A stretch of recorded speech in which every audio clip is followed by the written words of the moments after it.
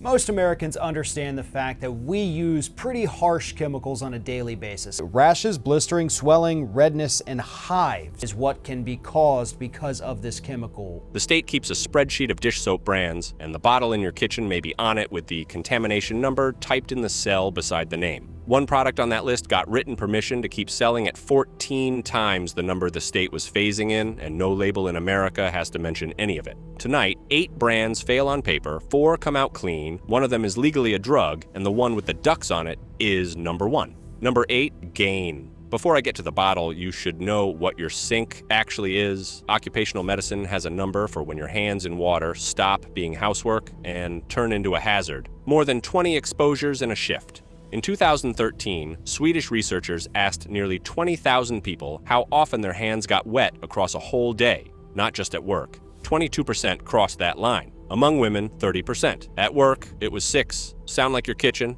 That threshold was written for the workplace, and you're crossing it at your sink. Now, the honest part, up front, because it decides how you hear the rest. The people they studied are mostly workers and clinic patients. Nobody's run that study on your kitchen. So here's what it does to hands like yours from the dermatologists who treat it. Dry, chapped skin, often the first sign, a burning sensation, itchy blisters, deep, painful cracks, bleeding or weeping skin, crusts, pus, and pain. That isn't a rash you wait out, and it doesn't let go of you. Of 555 patients followed for 10 years, only a quarter had completely healed. Britain won't fund the strongest drug until your hands score 15 on a quality of life index, where 15 means a very large effect on your life. So you'd want to know what's in your bottle, right? Flip Gain over and find the word the whole brand hides behind.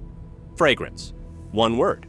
Under federal packaging law, that word can stand in for the entire perfume formula you're breathing over your sink every night because a fragrance recipe is protected as a trade secret. Then somebody checked.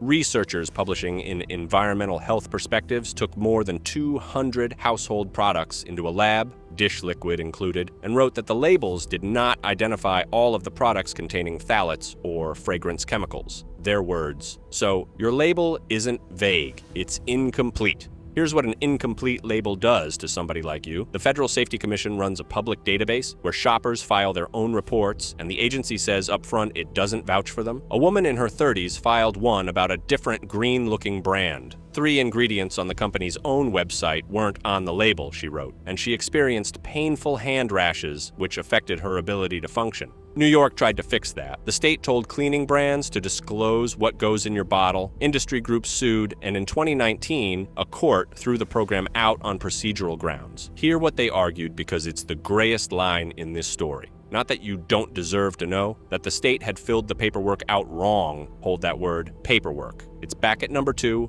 verdict, Gain fails on transparency.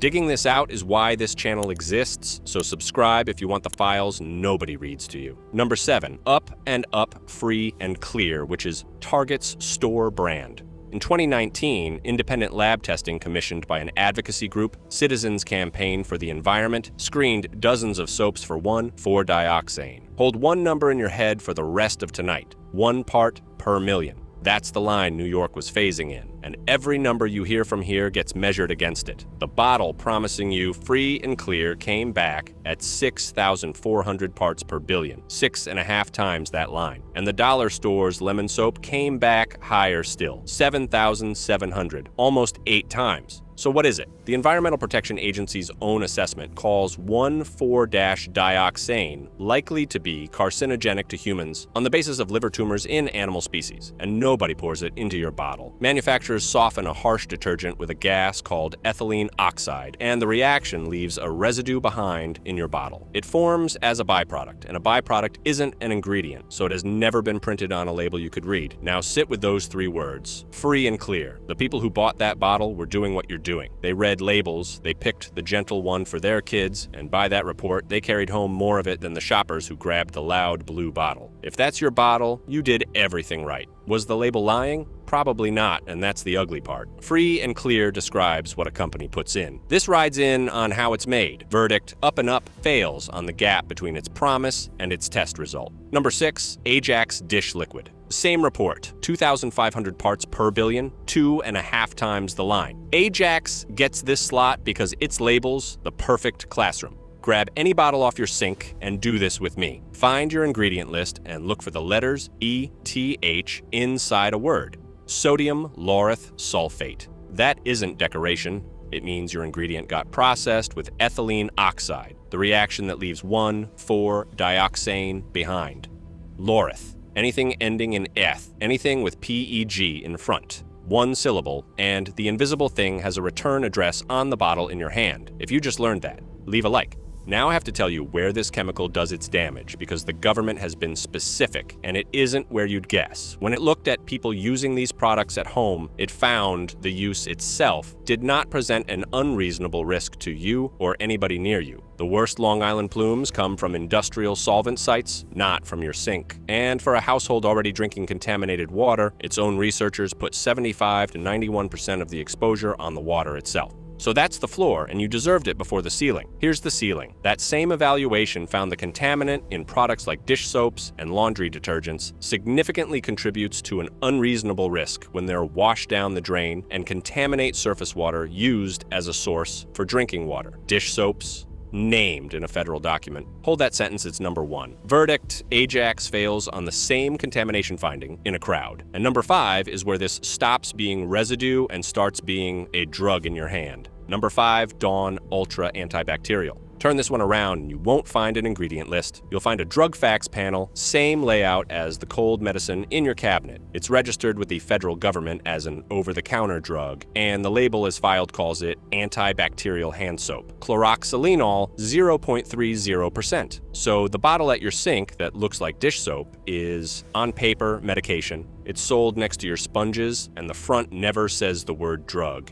Now, the history, and it's worse than the label. In 2016, regulators threw 19 antibacterial soap ingredients off the market. Not because somebody proved them dangerous, because after decades in your house, the industry had never proved they were safe or that they did anything. The agency's own drug chief, Dr. Janet Woodcock, put it in one sentence: "We have no scientific evidence that they are any better than plain soap and water." Chloroxylenol wasn't thrown out that day. It got deferred. 1 year, subject to renewal. That was 2016, and 10 years on, there's still no final ruling. Verdict, Dawn Ultra Antibacterial fails on a promise nobody finished checking. And remember that brand name? You'll hear it twice tonight. Number 4, Mrs. Meyer's Clean Day. Start with a woman in Tennessee. She filed a report with the Federal Safety Commission in September 2019, and she'd done the thing I keep telling you to do. Her words: "I used Mrs. Meyer's dish soap to wash up after working in the yard. I broke out in itchy, burning red blisters, some of which are swelling. I did check the warnings on the label before using, and the only warning was to avoid getting it in eyes. No warning about skin contact." She read the label. It was complete, and it still didn't tell her. Now, the front of that bottle, lavender, a homespun story about a real Iowa homemaker, Thelma Meyer, and a price about double the plain bottles beside it in your cart. Thelma's real, by the way. Her daughter built the brand around her name, then sold it. Mrs. Meyer's has belonged to S.C. Johnson since 2008, the corporate family behind Windex and Raid. That conglomerate bought Method and E-Cover too, so a good share of your farmhouse aisle answers to one building in Wisconsin. There's a paper trail on the garden story too. In 2009, this brand's dish soap got named in a California case brought under the state's cancer warning law over the chemical 1,4-dioxane. It resolved in a consent judgment, and a settlement isn't an admission of guilt. But read what they agreed to. They agreed to reformulating so the ingredient couldn't be detected. Verdict, Mrs. Meyer's fails on the costume. Your tell, turn any farmhouse-looking bottle over and find the parent company, and the next brand's parent recalled 8 million units for bacteria. Number 3, 7th generation, the brand that built the clean aisle. In 2016, Unilever bought it, in a deal the press pegged at 6 to 700 million, a figure the buyer never confirmed. The mission statement stayed while the ownership moved to a skyscraper. And your ingredients are worth a look, since the Environmental Working Group grades the free and clear dish liquid AC, flagging a preservative called methylisothiazolinone. Dermatologists named it Contact Allergen of the Year in 2013. Here's the disclosure gap, and it's the real one. Europe set 15 parts per million as the ceiling for that preservative in a rinse-off cosmetic. Your dish soap isn't legally a cosmetic, so that ceiling doesn't bind it on either side of the Atlantic. What Europe does demand is the preservative named on a detergent label at any concentration at all. America doesn't require even that. Then there's the study nobody quotes. Researchers publishing in the journal Dermatitis tested 9 dish soaps that declared no preservatives from that family and found them anyway in 3. So the check I just taught you has a blind spot. I'll come back to it, and it costs me. So why is this brand on your list? In December 2022, Unilever's other premium soap brand, The Laundress, pulled back roughly 8 million units. Dish products are named on it, and it says they could be carrying bacteria into your kitchen: Burkholderia cepacia complex, Klebsiella aerogenes, multiple species of Pseudomonas. 11 people had already reported Pseudomonas infections. Recall number 23-058. And here's the part I'd rather tell you myself than have you find. It was a fast-track recall, which means the Safety Commission never determined these products were hazardous. The company pulled them first. Please read what that notice spells out next, because a soap recall shouldn't need this paragraph. Who should worry? Somebody in your house, maybe? People with weakened immune systems? People with external medical devices? People with lung conditions? Then how it gets in?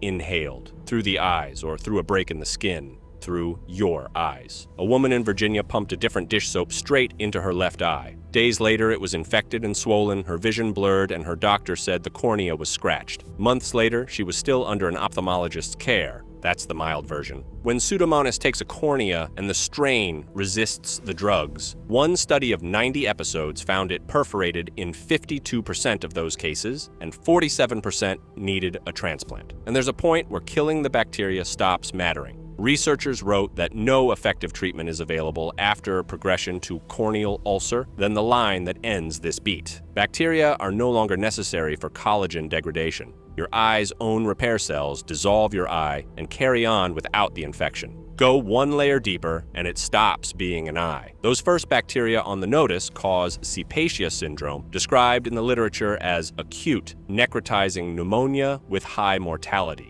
Necrotizing means your lung tissue dies. That's not a metaphor. In a review of every case on record, half died, 9 out of 18. One species on that notice is an exclusion criterion for a lung transplant, so catching it takes you off the list that saves you. Here's the word nobody wants to say. Federal regulation defines a Class 1 recall, the kind that pulls a product out of your house, as a reasonable probability that use of or exposure to a violative product will cause serious adverse health consequences or death. The Food and Drug Administration has applied it to this exact organism at least 9 times, in a hand soap, a mouthwash, a nasal spray, and a laxative. Last July, its hand soap notice used the words life-threatening sepsis, and this isn't a mystery. Your disease agency says these bacteria grow in water-based products and resist preservatives going back to the 1980s. A family in that litigation cleaned their 5-year-old daughter's medical equipment with these products: her suction machine, her oxygen concentrator, her CPAP. She was born with congenital microcephaly and autoimmune disorders. She was already fragile, and on the 27th of November 2021, she died at 5. Her parents sued. The judge who let it go forward wrote that the allegations supporting causation are thin, but enough to survive. He didn't decide they were true, and neither will I. And here's what I'd rather say out loud than skip. In a comparable outbreak from a cleansing foam, investigators matched the bacteria in the product to the bacteria in the patients and published it. Nobody's published a match like that here. So notice the pattern instead, because it tells you more than any single case. In every investigation the agencies run, the victims get counted and never named. The only reason a name attaches to this one is that private lawyers put one in a docket. Verdict: 7th generation fails on the halo, inside a family that recalled 8 million units. Number 2, Palmolive. Tough on grease, soft on your hands, 50 years of that. Now, a man in Texas, in a report on that same database, he used the detergent twice. His hands were itching, burning, and bleeding. They were also swollen. He went to the emergency room at Good Shepherd Medical Center on the 30th of October, 2016. That's an anonymous report, and the agency says so. It's also a man who bought the soft on your hands bottle and finished his week in an emergency room. Second receipt, and this is the file from the top of the video. New York's environmental agency publishes every product that's been granted a waiver. There in the cells, it reads Colgate Palm Olive Shake, and Clean Refill Kit, 3.6 parts per million. A waiver isn't a violation. It's written permission to keep selling while the formula gets fixed, granted the way the law allows. Now remember the word I asked you to hold at number 8, paperwork. And that row isn't the worst one. Keep scrolling and you'll find a store brand maker at 14 parts per million. 14 times the line. Free for you to download in the open the whole time. Third receipt. In May 2019, a shopper named Livingstone filed a federal case against Colgate Palmolive in New York, and she wasn't claiming a rash, she was claiming a word. Her complaint says the bottle was labeled pure and clear, hypoallergenic, and as containing no unnecessary ingredients, while containing that same award-winning allergen. That's an allegation, and the company settled privately inside 5 months without answering it. But it makes a point worth more than the case. You can use a sensitizer for years before your allergy erupts. Verdict: Palmolive fails on the paper trail. Number 1, Dawn. Nearly half the dish soap sold in America, according to Nielsen retail data. 1 bottle for every other sink in the country, and probably for yours. And the ducks are real. That's what makes this one hurt. Since 1978, wildlife rescuers really have used Dawn on oiled birds, and I won't pretend otherwise. Then, public radio dug in, and a rival chemist, Martin Wolf, answered with the line it never recovered from. We're using that same product that's messing up the earth to clean it up. In November 2024, the government published a 570-page supplement to its risk evaluation, with an estimate of which consumer products carry this contaminant down American drains, including yours. Dish soap, 88%. Surface cleaner, 6%. Paint, 3%. Laundry detergent, the product named alongside it every single time, 2%. Read that spread again. The aisle everyone worries about is 2, the bottle beside your sink is 88, and the measured range for dish soap in that document runs as high as 200 parts per million. So, follow it out of your house. In the village of Hempstead, New York, it was found in all 9 village wells at up to 9.8 micrograms per liter. The level the government ties to a 1 in a million lifetime cancer risk is 0.35.